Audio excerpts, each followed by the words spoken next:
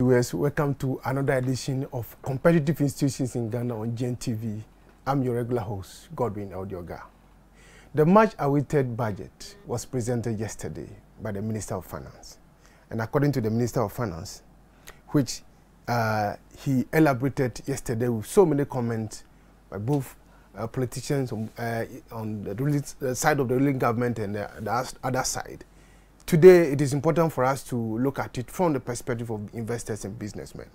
So the Minister of Finance, Kenneth Ofori-Atta, sought to whet the appetite of investors, SMEs, and startups and Ghanaians with the following statement.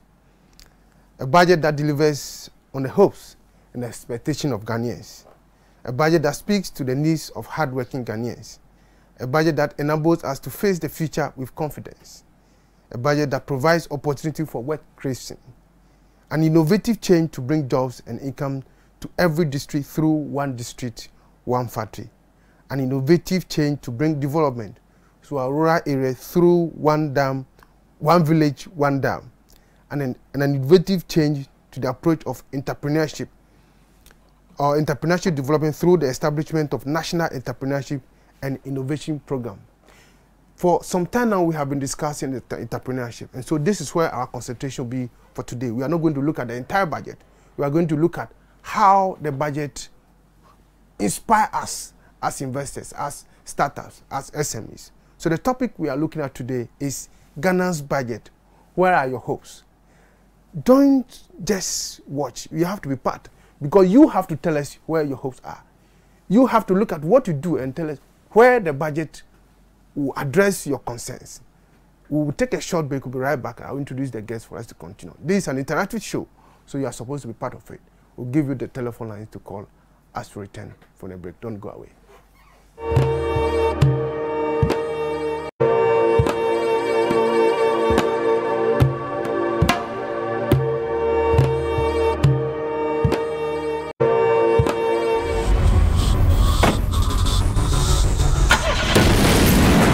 The person who rigged this car is the same man behind the murder of your parents. Wolfat, international arms dealer. We're talking about an elected official with a spotless record and a 72% approval rating. There's a ransom demand. If we didn't do it, they were gonna kill Chet. That's crazy. Welcome to my world. Hey, guy, it's not a good time, okay? It's about McGarrett. He just paid me a visit. I don't know who he's after. He's going after the governor. You're gonna have to turn in your gun and badge pending an investigation. Turn and face the camera. I said turn and face the camera.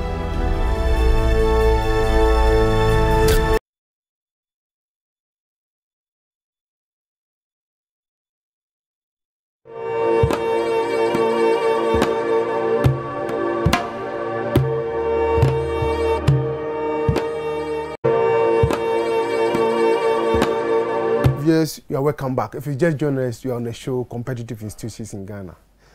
Before we took the break, we look at the topic, Ghana's 2019 budget. Where are your hopes? With me doing the discussion today, to my immediate right is Professor Samuel Latte, an Associate Dean of Career Studies, Career University College. He's also a project and investment consultant.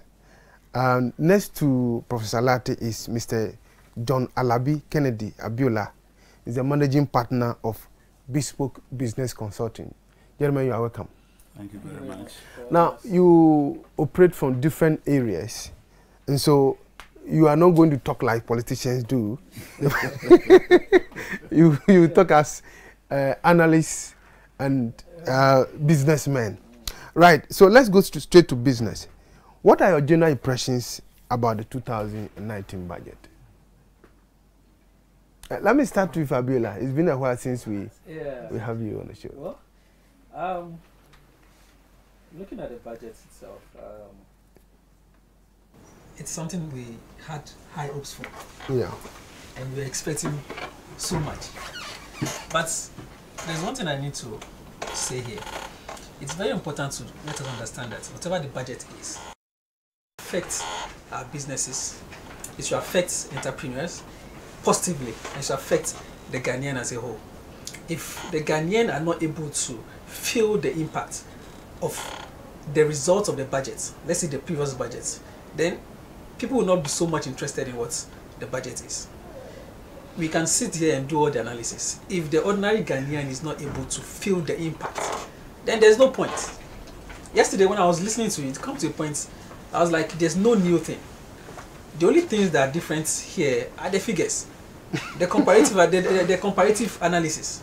You understand? But we want to see the impact of everything, whatever, whether agri sector, whether the health sector, whether the finance sector. We should feel the impact as Ghanaians. Feel it in our pockets. Feel it in how you spend.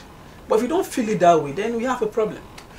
Well, in the words of the minister, he had to, or government has to take set position to make sure that they stabilize the economy to take off. So that is why we should have hope. Now, Prof, what is your general impression about the 2019 budget presented? Good recitation and well said.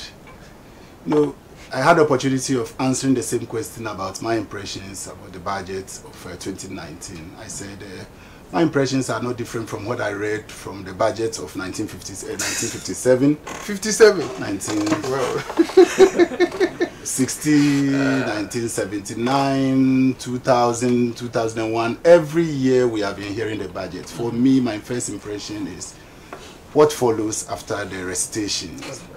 The first three things I think must follow for us to really realize what the budget has for us is: 1, leadership; 2, the culture, the way we do our things towards what we have recited; and 3, how do we collaborate with all the sectors and the units? How do we get them involved to get the economy going? Strongly, I would say that the budget is just the national purse. The budget is the national purse. So if the one carrying the purse is telling us that this is how he wants his purse to go, what do I have to say about it? I have to just believe the person. This is your purse. So if it is your purse, you are telling me what is in your purse and how you want to run your purse.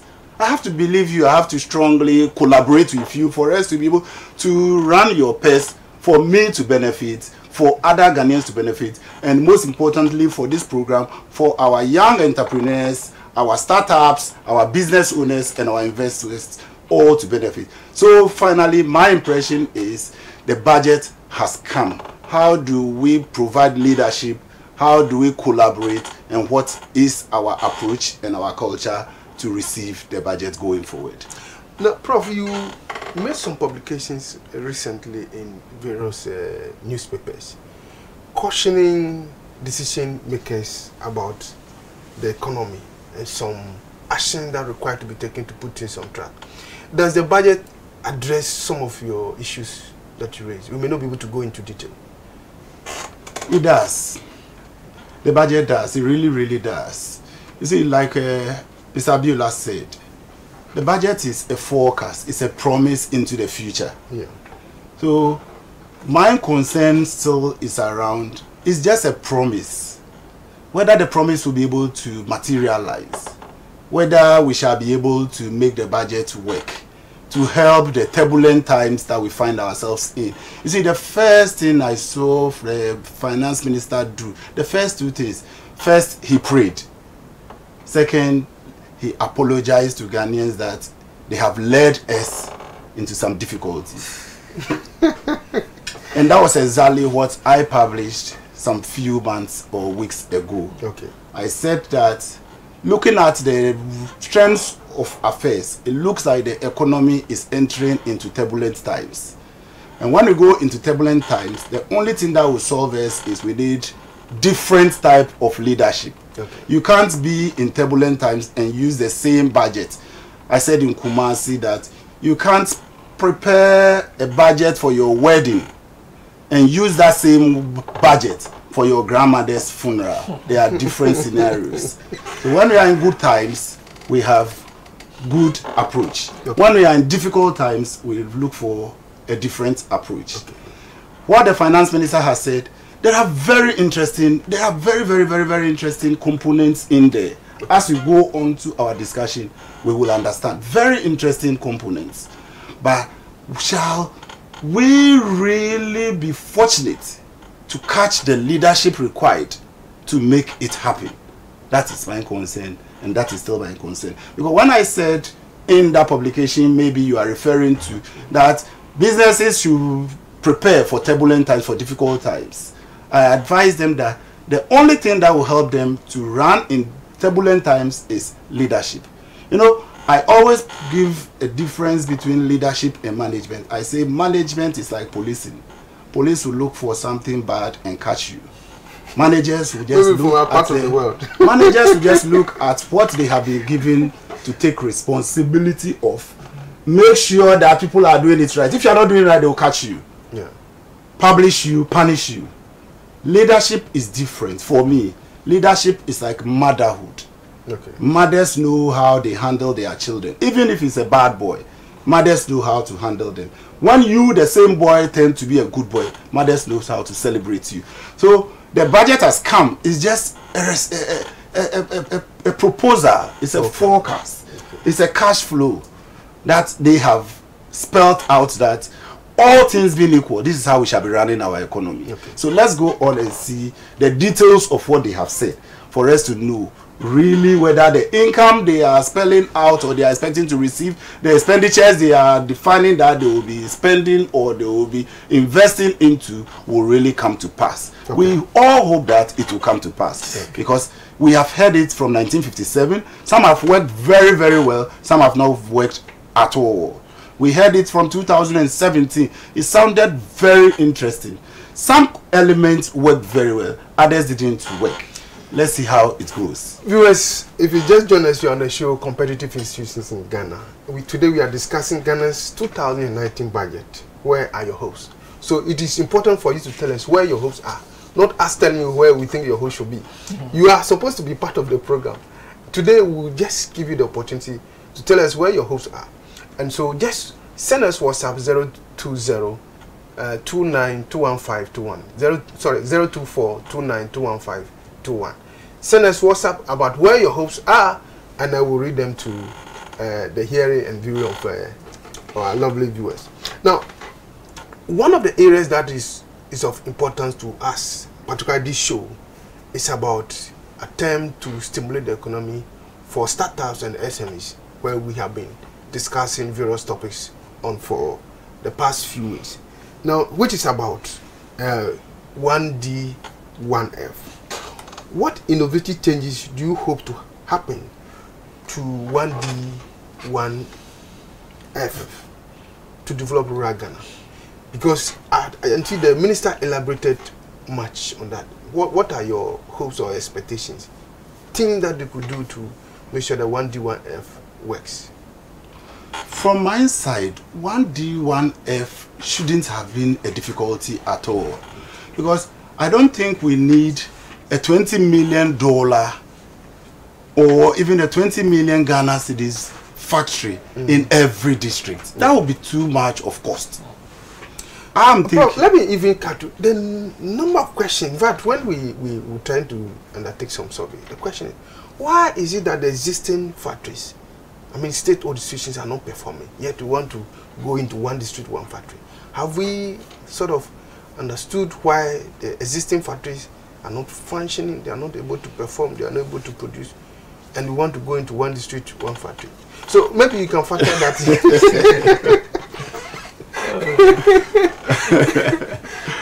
No, let's talk budgets. Let's talk about the budget. Okay. Right. So Ghanaians will understand the budget is talking about the income that the government will realize. Okay. And how government wants to spend the income or the revenues they have generated. Revenues, let me start by telling our viewing public that the revenues may come from various sources. We are not discussing the various sources where the money will be coming from now. We are jumping straight to look at how the money will be spent. We are looking specifically at one district, one factory. Yes. Your concern here is because my Mercedes-Benz is not running, Kofi's Toyota will not run. No, it doesn't work like that. It doesn't work like that. Okay, tell us why. I may not be managing my Mercedes-Benz right, because I see that to be a national concern. Now maybe we are looking at it as a district. So we are putting ownership, we are putting authority, we are putting usage, we are putting accountability and responsibility onto the people in the district. So it may be different. They are different things. I would rather have thought you would have asked, why are we not reviving the existing districts factories that we have, the factories that we have in our districts, and rather introducing new ones, but not because they are not performing. Their performance or non-performance can be looked at with leadership. But what we want to look at with 1D, 1F, I think, is what do we want the people in the district to do? We cannot wait for all the people in the district to travel to Accra, Kumasi, and Takra. So now we are saying we are bringing factories and industry. We are bringing services. We are bringing product development into your district. Go develop yourselves as individual entrepreneurs, as collective entrepreneurs. Go develop yourselves. Produce in the factories we are providing you. So let's start from there. Identify that now the factories are coming closer to us. This budget has promised 79 to go in 2019. 79 is doable, it's heavily doable.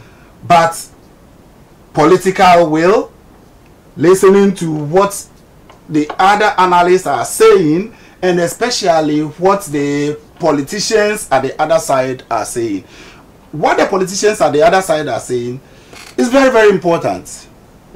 Whether the district, one factory will work or not, they have said that, hey, even the budget itself is dead on arrival. Because the numbers you are providing doesn't speak truly about the pest you have. Because we know the pest, where we left it at 2016.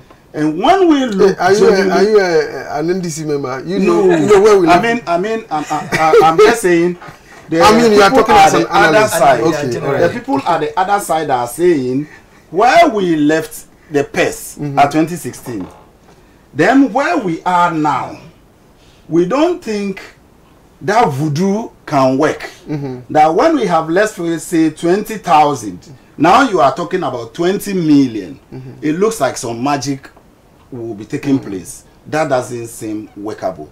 But I think 79 districts factories is doable. With agric is doable.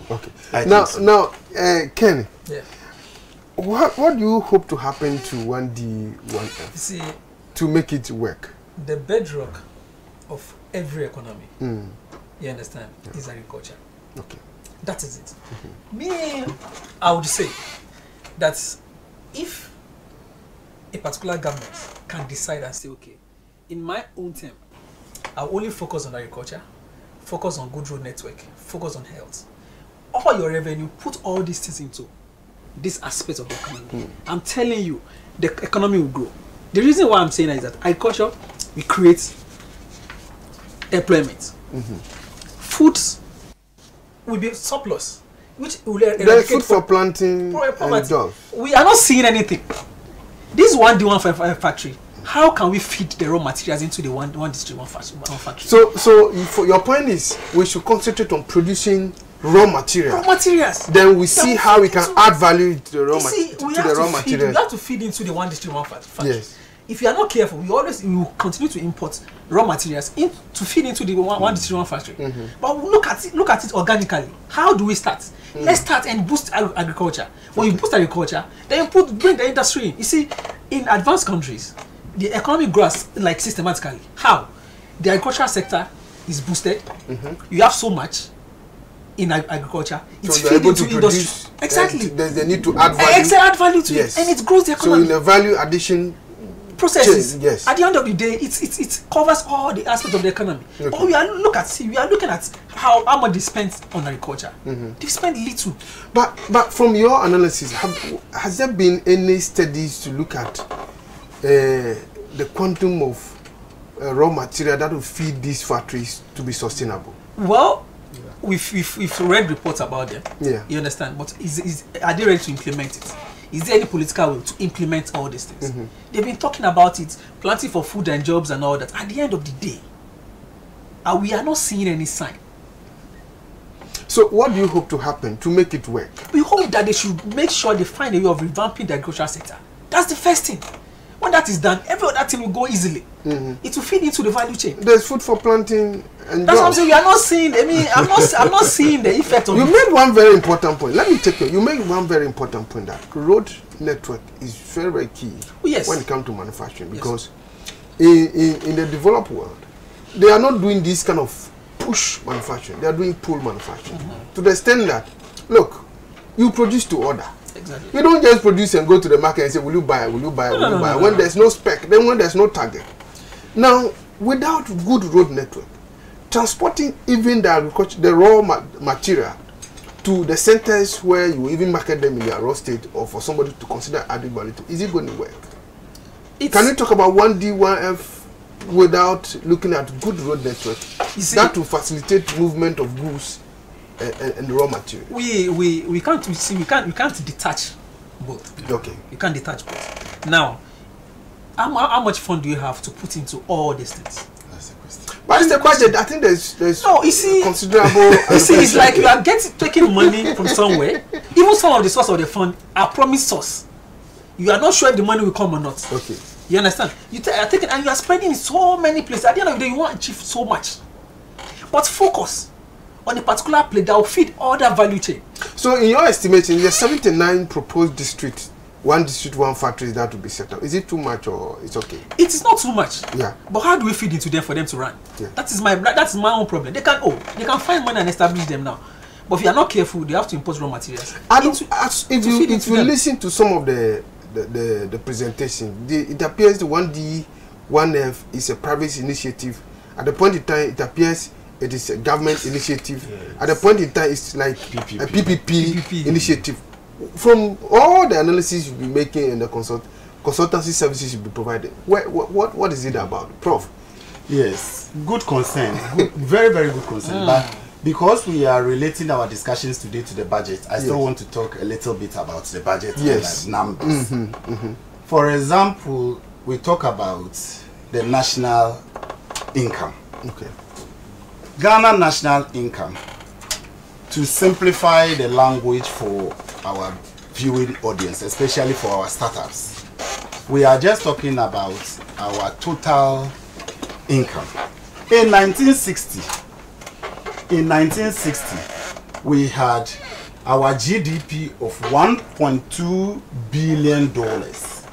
In 1960, our GDP, our income, money in our purse, was 1.2 billion. In 2013, money in our purse, our GDP, was 47 billion. Okay. In 2016, money in our purse was 42 billion. 2017, money in our purse was 57 billion. 2018, 50 billion. 2019, government is proposing in the budget that the 50 billion will grow by 7%, not 10%, 7%. So that will take us to about 50-something billion. Close to 60. Now, you are talking about infrastructure. Yeah. Government is promising putting how much? About 20 billion out of the 50 billion into infrastructure. That's good. Government is promising putting other things elsewhere. Government is promising using the same 50 billion to provide 79 factories. Okay. One district, one factory. Okay. My joy is money will be going into infrastructure for my dear entrepreneurs and startups. Okay. Once infrastructure starts running, there will be jobs for us to enter into. Okay. We can go into production. Are they sustainable jobs?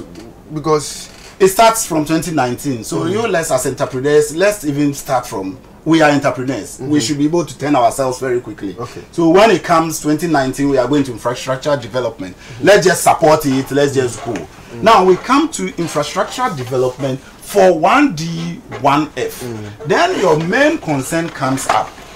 The main concern is when we had the 1D, 1F, we were told that the 1D, 1F will come up to 79, just 79 to start with. Okay. But the concern is government going to put the total cost in the budget, or it is going to be a collaboration between government and private partnership? That is not clear. Well, there's indication innovative way. So I mean, as we go along, we will find the best way out. No, this is like, you see, this is the plan. Okay. So if the plan had defined it, if it had defined clearly to us, okay, that yes, for example, let me just digress a little bit. For example, government said, as part of the promises, as part of the budget, government said they will spend some monies again. They just called it seed money to fund cathedral. The rest will be funded by 2 supporting donors. Okay. Ghanaian counterparts or Ghanaian collaborators and American collaborators. You see, I've not read the PPP policy on 1D, 1F clearly. Okay. So I'm not too sure whether the money is totally going to come from the government funds or it is a PPP issue. Okay. If it is a PPP issue, it should be clear. Then people can jump. But I have seen several business plans. I have read, I have supported several business plans to be written, to be produced and submitted to government for the 1D, 1F to take off. Nothing has happened. I think they've screened, they've shortlisted, and I believe they are in the process of initiating. That is a good belief. That is still part of the hope we are talking about. It is good to believe and hope. We are all believing and hoping.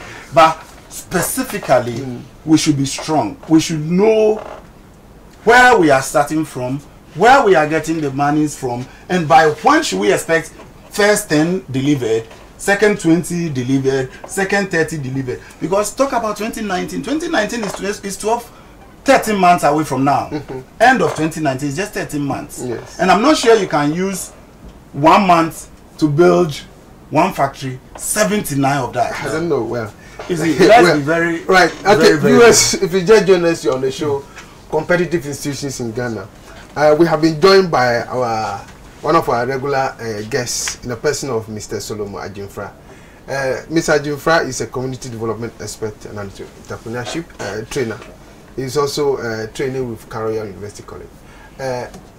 Uncle Zolo, you're welcome. Thank you very much. We are talking about 1D, 1F, and you have been relating to the community, you have been assisting them, you'll be doing a lot of work with the communities. What innovative changes do you hope to happen to 1D, 1DF to develop the rural areas? Thank you very much. I'm also sorry for my lateness. Yes. 1D, 1F is such a brilliant concept because for us to move on as a country developing, we should start from the micro level where we have little businesses for which government can support. Okay. During the campaign rounds, when they were mentioning 1D, 1F, what I understood about it was that government was going to act as a facilitator. Okay. Despite it being their flagship program, they wanted to step in as a facilitator so that people with funds, you know, people who have funds, they're always very skeptical. But the ones they realize that government is playing a role, sort of like let me say like a backstage guarantor, and then they are comfortable because if their funds go with, and then they sure they can fall on government. And I understood it in the sense that government wasn't going to use its own funds, but was going to try and then secure funding for people who had business proposals, for which once they look at it and it is worth supporting, and then they can get those funds from these donors who have the funds, particularly because we're going to get these funds at cheap rates, at a lower yes, so that cost of it, because it's not going to be easy getting funds from commercial banks. Aside of that, mostly when commercial banks give you money on their own terms, it is mostly on a 1 year basis. And building a factory, you can't say I'm going to take a loan and then within 1 year I'll start producing. So that's how I understood it. However, the other bit of it was that because government was looking at districts, emphasizing that they are going to look at the local raw materials in which each district has it in abundance. That is brilliant, because they don't want a situation where you will set up the factory and then feeding it now becomes a problem. And looking at it in that way, then I realized that most of these 1D1F projects might be worthwhile if it goes into agro business. So you add value to it. Raw material. And at the back of their discussion during the campaign period, they were also hammering on export. So most of these produce from these factories was going to be used for export, for us to get in more foreign exchange. Okay. As well as also trying to maximize the potential of the local community. In that, I can't set up a factory in, let's say, Kofodia district, then I'm going to bring people from, let's say, Tamale district as employees. So you're looking at local content? Looking at local content, so that people within the community looking at their skill. So aside of the raw materials, it means that we should also look at their skills. What I've realized a shortfall is that, yes, we've been hammering on the raw materials, government on funding, banking proposals, but I've never really heard any strong discussion on the skills of the locals. Because if you are saying that the locals should be given the first option in terms of employment, unless of course it's a specialized position. Let's say, for instance, if there's nobody who is an expert accountant within the community, then obviously you have to go out. But there are other roles where the locals can fit in. So are we also thinking about their skills? I mean, have a skill. It's a raw skill. You've got to help people to develop the skill, to make it more productive. This is one bit of discussion I've heard strongly. For which I think that government should put emphasis on it. And in doing so also, there should be something which I will call community entry. If I'm going to do a factory, can you explain? If I'm going to do a factory within a community, and I'm saying that I'm going to pick most of my employees from that community, I will have to introduce my plans to the community for me to have a buy-in, so that I could explain to them, look, this is a factory I'm doing, is for export. I'm going to employ a number of people from the beginning, and then give them my projections. But then, much of my employees I want to take from the community. So the youth in the area will now begin to even assess themselves. Even before I also begin to look at each individual skill and see which one I can tap into, which one I can give further training, and to what extent. Otherwise, we just pick them, look at the raw skills, and you know the way Ghanaian attitudes are. The errors, the mistakes. Yeah, the mistakes. These are all of the discussions. So these are the things that can even towards the effort. Exactly. In running the factory. Exactly. I may come with all the good plans, everything, but then if those are picked from the community, because obviously if you go and pick people from outside the community, they will fight you. But if it's a private led, I mean, the private man will not spend that much into training people when he can get them elsewhere. What you are saying is true, but let's think about the long-term effect of it. Because for me, I'll prefer spending some money to train the local person. Because once you train the local person, they become part ownership of the company in a way. Because if that is where I work and earn my daily bread and then also take care of my extended family, my attitude towards the success of the business within the area will be different. I've come from, let's say, far away. I've just come in, like there's a saying that I'm a shopper. So I come to make my money and then go back. But here, I'm making my money and I'm staying still within the community. But don't forget, once the factory becomes successful, it is going to help grow the local economy. And there are going to be other businesses, subsidiary businesses, that are going to spring up. Yes. So if you don't do the community entry properly, for you to get a buy-in of the community, for them to even be your watchdog, you will start on a good note, but long-term sustainability might suffer. Viewers, if you just join us, you're on the show Competitive Institutions in Ghana. Today we are looking at 2019 budget, where the hosts are. We are looking at 1D, 1F, and where our hosts are, and how best we want to propose that government should undertake it. Because we hear some launching and have been done at some locations. People say they are existing businesses. Now, please send your comment, questions, contributions via WhatsApp 02429 21521. 024-29-21521. We'll read them. In fact, it is about you, not about the guests. They are here to share ideas. So send your WhatsApp comment and I will read them on the show. There's one very important question I would like to ask you again, Uncle Solo. You know, there's this comment that why are they trying to support existing business instead of starting new one? We're making a point about training, getting the manpower to run. From your community relation, is it ideal to rather boost or support the existing factories or to entirely start strictly on one district, one factory? But looking at the payback in manufacturing, where it is relatively longer than service business, what do you think? For me, I think that if there's an existing factory, which can easily be incorporated into the program, it is the best. Why do we invent the wheel? Because don't forget, starting something from scratch also costs money. So if the criteria, if that existing factory meets the criteria, why not? For instance, we have the Palugu tomato factory. We have tomato grows very well there. And then I'll say that I want to go into 1D, 1F. I'm now going to start building a completely new factory. Don't forget, if eventually Palugu also is revamped, it means you are going to be in competition. And if you are in competition, are you going to survive enough in terms of even local raw materials? The question I asked was, why is it that the existing factories are not performing yet you want to open more? See, there are several reasons. Because Palugu is still not functioning. Palugu is still not functioning.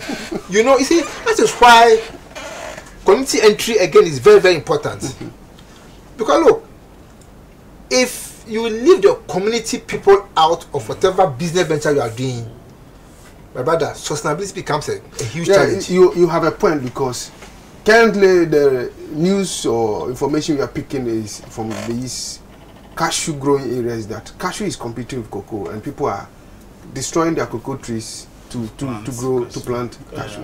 What happens is that if factories locate in these rural areas and they go directly into the production of the raw material, the youth or people, the indigents in the area who have their traditional business that they survive on these subsistence farming operations, they will feel displaced, and that can also affect the sustainability that you're talking about. Certainly, certainly, and that's why I'll come back and say it's very important you get them to understand the business, what they are going to get as a people from it, in terms of even raising the local economy, their self-employment, and the other opportunities.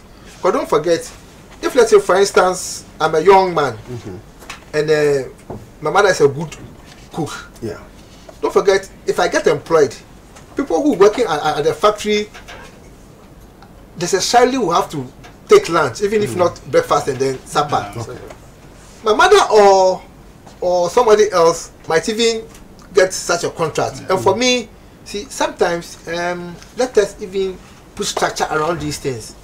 We could get a few women, train them in terms of their attitude, in terms of everything, and even help them to set up a small catering business to even feed, to sort of provide lunch. Most often we just leave them to do their own thing, and then in no time, even they themselves, they even suffer. And for me, if I'm an entrepreneur, I've set up 1D, 1F, I will even invest in the caterer, because at the end of the day, if he's successful, my employee will become better in terms of productivity. Because if you give them bad food, I'm going to record a lot of absenteeism in terms of sicknesses. You know, funding has been a major challenge for startups in Ghana. Although Prof and the like will tell you funding is not should not be the first concern. Now, looking at developing other auxiliary institutions like the catering, like the supply of water, and all those other things, because look, when it comes to manufacturing, a lot of water is required to be able to meet standard. Do you think that the rural environment, the rural setting is structured enough to be able to undertake competitive manufacturing where quality standards, quality specs will be strictly complied with, especially when it comes to water and sanitation? That is with the products that will be manufactured. Prof, let me throw this question to you. do you think that the rural settings are well equipped enough to be able to provide all these auxiliary input to enhance manufacturing? Yes, my answer here will be yes. My today I've been quiet over this budget because I felt the competition against the 1D 1F is getting stronger. That is where else the government will want to invest rather than the 1D 1F, which I had bigger hope before the budget came up. I thought that was going to be the next way out for our entrepreneurs out there. But when I heard that 20 billion or more is going into infrastructure, which is very, very good, SP's office is taking $180 million, very, very 1 million Ghana, 180 million Ghana cedis, very, very good. No, it's just a proposal. It's a budget. Yes. I started feeling a bit uneasy. So your hope is dwindling. Because the biggest worry is, I know for sure, unless we are going to build factories like pavilions, if they are like pavilions, like chalets, then it can be done. But if we want to build factories, a small one woman restaurant too, is it not? Then the continuity and sustainability becomes the issue. That becomes the problem. But I want to just encourage myself. I just want to boost myself and raise my faith that it will work. Now, if it works, now let's assume it works.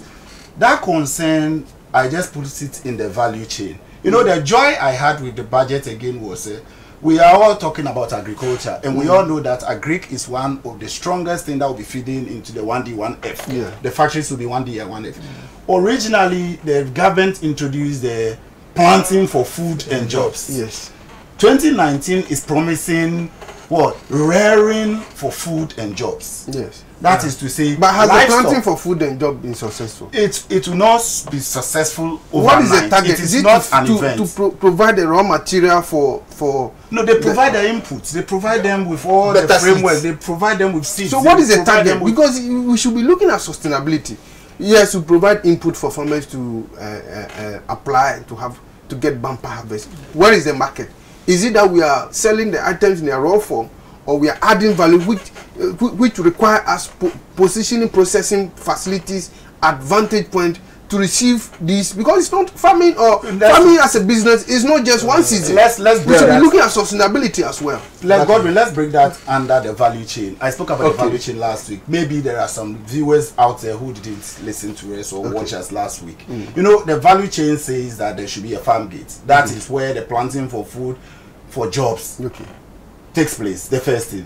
There is another chain in the value adding chain that looks at transportation. That is not you, the one planting for the food, for jobs. It is not your work to consider and think around. That is how government has done the whole process. It is a critical issue because the market is not there provide you with the market. Information on social media indicating that tomato farmers couldn't sell their produce. One, because the road network was bad.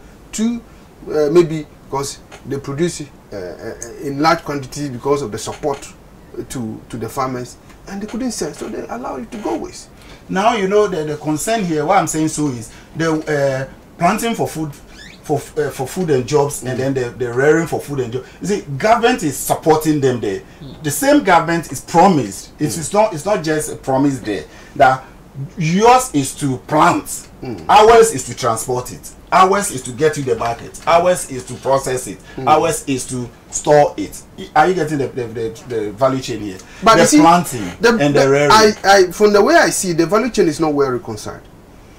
You see, for factory to be set up to get input, raw material, agricultural raw material, it shouldn't be discretionary. You should get an optimal quantity of raw material to feed the factory consistently for the factory to be able to operate at optimal level. Now, if you have food for planting a job, which is not directed or streamlined to produce a certain food crops or certain raw material to feed or to be able to feed a certain factory, but it's just distributing input to individual farmers who will decide to grow what they want to grow. How are you going to package 1D, 1F at a location where farmers will not grow a particular food crops in large quantities to be able to feed the factory to produce consistently and to produce at optimal? Let me give you the brief reconciliation. Yes. That is why the factories has not come up. We are planting. So what is the package? We are planting. We are planting. And any business plan that comes must have something to do, must have a lot to do with what we are planting in that district. Yes. Now that district is saying that your business plan is on hold. Your business plan today is on hold because we are not ready with the factory yet. Because you are coming to build the factory. I wish you, for example, let's talk about Eastern region. I spoke about the Eastern region mango. Eastern region had mango, vast mango land. Today, government is building a university, clearing all the mangoes there and using the land for university. You see, so these are some of the teething things that is causing the reconciliation, not reconcile. Ken, how will you reconcile? What is the direction of planting for food and jobs? As again, providing a raw material base to be able to feed these factories to be sustainable. The thing is that we have to get our priority rights. Yeah. That is the truth. Get your priority rights. The thing is that focus on agriculture. Grow this thing. How do you focus? Because now there is input for farmers to grow food and to create jobs. If you are doing plants for food and jobs, it shouldn't be like a news to people. How many people knows about plants for food and jobs? And what are they planting? And what are they planting? Who is the market? For? That's what I'm saying. Because you see, we should be able to see tractors going into the farmland, cultivating, trying to plant. In a farming communities, the tractors are there, they are growing. But you see, farm produce can be consumed in its raw state, depending on the sort of produce, or can feed into the processing value chain. The food for planting and jobs, is it targeted at providing raw material for the factories to add value to, or just for consumption? Because if you are touting the sources of the food for planting and job, that there is abundant food in the market, food is cheap, is that the target, or we are using the food planting for food and job as the basis to provide raw material to feed the factories that we want to establish? You are in the communities. What is happening? See, let me try and then see how to reconcile the other reconcile. I know this project has started. The first solution which a government has professed, which I don't know whether it's working perfectly well. I know, you know, with this free, with our free SHS, yes, no buffer stock takes almost. I think I heard about 70% of the produce that they do, because government give the schools the produce directly instead of giving the schools the money to go and buy it. Yeah. Good. Aside of that, I know they are building warehouses in some of the communities. Okay. I don't know to what extent they have done with these ones. See, but then what I think government should have also done was even speak to existing industries. And let me use one particular industry as an example. For example, look at Guinness. All right. Guinness Ghana Limited. You know, if you do free advert, I'll give you. They are deliberately promoting about 70% local. So they are emphasizing the local content. Yes. They want to get their input, raw material, from which is good for the country because it's going to cut on their input. Yes. So I feel that, look, when government was going into this planting for food, in certain areas where certain food items grow very well, they should have in collaboration with these already established industries. Okay. So, for instance, in the north where sorghums grow very well, I know most of these breweries use sorghum a lot, so that you can bring these industries on board, so that the farmers are now conscious that, look, I'll break my back and produce, and I know there's ready market. Then the industries too know, yes, we can also increase our output in terms of production because we know, look, we are going to get reliable source of supply. And then back to also getting the community also involved. Okay. So that there wouldn't be any sort of missing link. Okay. Talking about transport, for instance, and then let's say people even trying to get into business. Look, transport even from the from the farm gate to where they can conveniently cut either to the factories or the market. We could even look at certain locals and even help them to even get some small transport company. Yes. With this Aboboya, which is all over the place. Okay. So that can even be a business for some locals. So that they can help in terms of transporting the goods from the farm. Because Aboboya is so small and it's so convenient to go onto the farm than big trucks. Okay. So there will be that cutting. That I have heard the Minister of Agriculture talking about that sort of transportation coming up. Yes. Okay. That I have heard of. Plus, I have, you know, what the district, the planting let me announce the phone. Viewers, you can join us via 0501432 820. Send your comment, questions, or you can call and then make contributions on the show.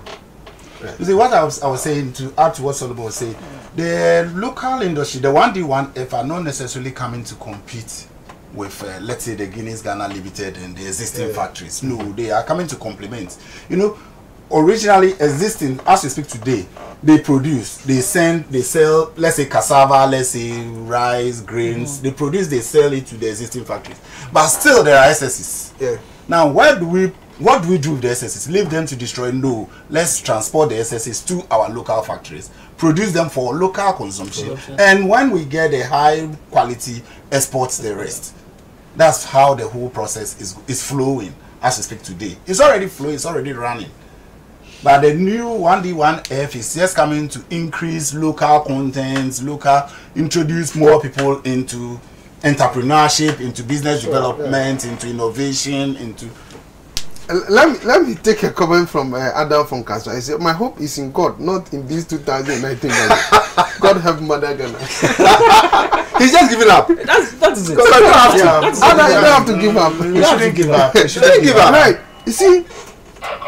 Hello? Hello? Hello. Your name and where you are calling from? My name is Nicholas. I'm calling from Ashoma Estate. Okay, Nicholas, we are listening. Hello? Nicholas, we are listening. Lower the volume on your TV set. My name is Nicholas. I'm calling from Ashoma Estate. Okay. Nicholas, we are listening. Lower the volume on your TV set. Okay.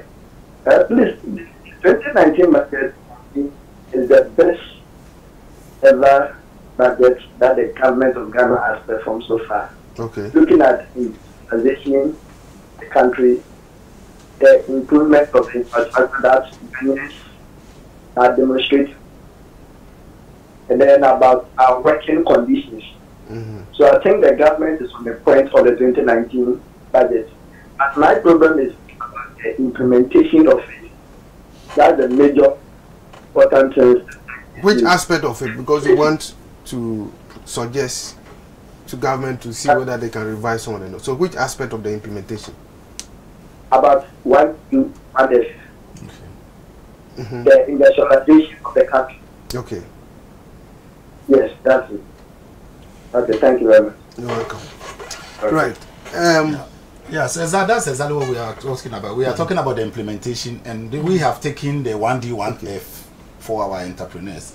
So we are encouraging our entrepreneurs that the budget has come, the budget has promised 79 factories, like Solomon is saying. Let's also be ready with our skills, with our attitude, with our work culture and work habits to enter into the districts as the factories come. 79. Do you know the factory that will be set up in your district? At the moment, they've not named it, but we should be ready. We shouldn't wait until it gets into my district and I see that it is open before I start preparing, going to learn how to sew, going to learn how to rear livestock. Hello, your name and where you are calling from? Yeah, my name is Steven. Yes, Steven. Okay. Yes, sir. Yeah, I just want to ask about the budget we reached yesterday about the local bank. What is the situation about the local bank? Is that all? Yeah, that was because I'm thinking about the BN bank now. the family you know why it's in the system. So I just want to find out why the government do about the GM Bank and the other local banks. Yes, GM Bank is in good standing. The recent publication by Bank of Ghana confirmed that GM Bank is in good standing. So GM Bank is still functioning, and you should be part of it because it's addressing the concern of entrepreneurs, because it's reaching the people in the rural area. So GM Bank is still active, still doing business, right? Abiola, we started one food for planting and jobs. They say it's successful. We are what? Rearing animals or what? Rearing for food. Rearing for food and jobs. Livestock. And then we are looking at 1D, 1F. What is what? Because, well, rearing animals can also provide input into a certain farming. Yes. So, where is the direction and where should government be focusing on? Now, that is one question. The other question I want us to be thinking about this. If we are looking at the sustainability and the competitiveness of the business, are we thinking of profitability in the move to set up these factories, or we are just looking at opportunity to create jobs? Okay. Answer the first one and then okay. You address the second one. Yes. We have seen the different aspects in which the government are trying to create jobs and provide input into the industry. One thing I want us to understand is that there are good initiatives, and there are initiatives which, when done prudently, will help to grow the economy. However, you can't just put in all these things. They don't put it. Hello. Yeah, hello. Your name and where you are calling from? I'm calling from Ashaman. I'm Thomas. Thomas, okay. Thomas, yeah. You are listening. Thomas, go ahead. Yeah, hello. Thomas, we can hear you. I'm Thomas. I'm calling from Ashaman. Okay, go ahead. Please, I want to ask if what Mr. Honorable Mr. Opuriata said, concerning the industrialization. Please, with the industrialization, what did he mean? With the industrialization, what did he mean? Well, I don't know whether my guests can provide answers. That's what we are discussing actually. We are trying to, we understand it because there are specific point, 1D, 1F. So 1 district, 1 factory, 1 village, 1 dam, which we'll consider later. So for the best of to the best of understanding, that's what he meant. Are you okay? Right. Now, just okay. So what I'm trying to say is that all these initiatives are very good. However, let's put timelines to it. Let's make sure that we are going to achieve this at this certain time. When there's no timeline, it's just like an open. It's open. But you see, from practice or from industrial experience, it doesn't take timelines are not met. It doesn't take less than 12 months to really get a factory up. It doesn't take less than. The thing is, it doesn't. It's a cubicle. So we don't even know. You see. All right. So let's move to the next question. See, let me just quickly. One of our major problems, which I've been thinking about, which I've identified, is we are impatient as a people. And I don't know whether it's because of the promises the politicians give to us on their platforms. Look, let me even use this government as an example. They are barely 2 years. Meanwhile, most of the discussion outside think that all the things that they said, we should have seen them by now. And when we do that, we push the government into making mistakes because they also want to prove a point. So I believe that, look, as a people, and that comes back to our attitude. If I say I'm doing 1 factory, just as you said, you can never use 12 months to put up a factory for it to be sustainable. It is even sometimes about 2.5 years, 3 years before you'll be able to even get everything in place. Meanwhile, because they've said 1D, 1F, and because they are just barely 2 years, we expect to see these factories all over scattered across the country. So you see, it is creating confusion all over the place. Government is in the haste. Government is in the haste. Okay, now let's quickly move to 1 village, 1 dam.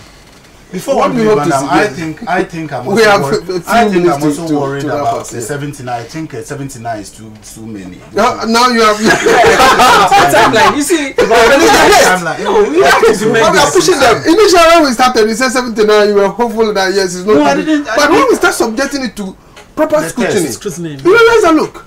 I mean, if every year we could even get 50 factories, on their feet, then the economy. You see, let's hasten slowly and tactically, because it's money that is going. Let's quickly propose. You could remember, if you remember, I said from the beginning that I think the other competitive infrastructure development has given me a worry about our 1D1F and the One Village One Dam. Okay, I think what we have to do will put too much of pressure in getting even the 79 done. But when that is done, we should be ready. What kind of factory are you going to set up in 12 months? A factory?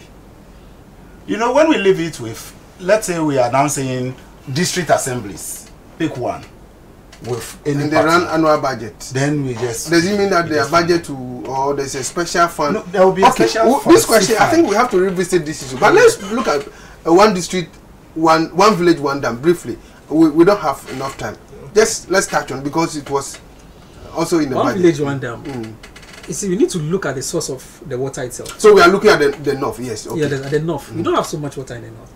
You understand? Is it possible for us to get that one village, one dam in all the villages in the north? I mean, it's a concept. So I mean, there will be selected villages. Exactly. So if there will be selected villages, we have to find out where the source of the maybe the stream or the water, harvesting rainwater. Exactly, and find where we can enroute them to make sure we provide the necessary water to irrigate whatever we want to grow the crops. If you are not able to do that, then it can't be possible. We may have to look at this topic again, because for me, I want us to discuss this extensively, so that the decision makers will be aware of or be prompted of some of these, I mean, possible risk that can thwart the 1D, 1F, and then this one village back. Now we have been recording flooding whenever it's the spillage of the Bukit Dam. How are we excavating the north to ensure that we don't deepen the challenges or the situation whenever they spillage? Because look, you excavate, water comes in, it's collected, but there's a possibility that there will be a spillage somewhere that will increase the volume of water. And you know, when you have excess water, you know what it can do. Has there been any feasibility study to look at the perennial water? Hello, I think we'll pick this call for the last.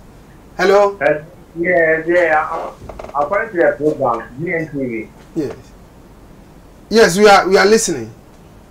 Okay. What I want to say about the 1F. Yes. 1F. What's going on our side? Is not government who is going to fund the 1F. Government is going to just act as a facilitator. Because you know, in Ghana, last year's system is not able to come by. So if you have your policy and your vision plan, and government sees that is good, the government needs to acquire the land. You see, acquire the land and in case that you cannot support this match, the government to listen, at least help you, because our main problem is the land payment. If you acquire land and to do your country, it's not easy.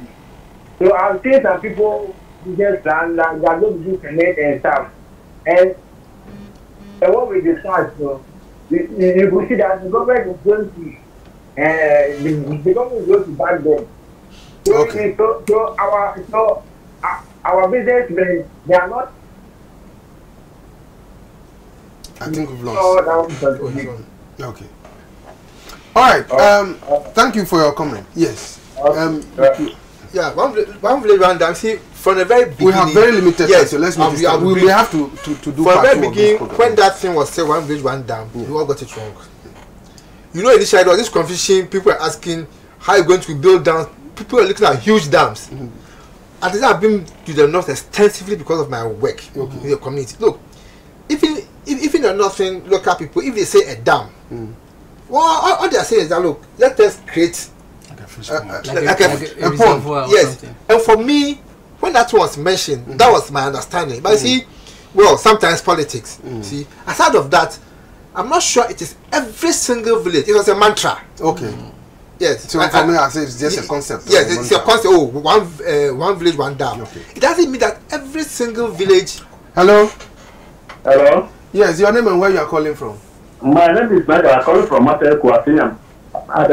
Okay. I want to ask one question. Hello. Yes, we can hear you. Okay, one district, one factory. I know with my suggest that if the government can bring the factory, they will do the research to know the product for the district before the factory will come. So when I said one district, one factory, like you go from what kind of factory will come to go from? Fishing. That's my question. Plenty fishing. There could be watermelon processing plant. Yeah. Plenty watermelon processing plant. Yes. So how many farmers are putting the watermelon on the go from? That is what we are discussing. That is exactly what we are discussing. Adan too.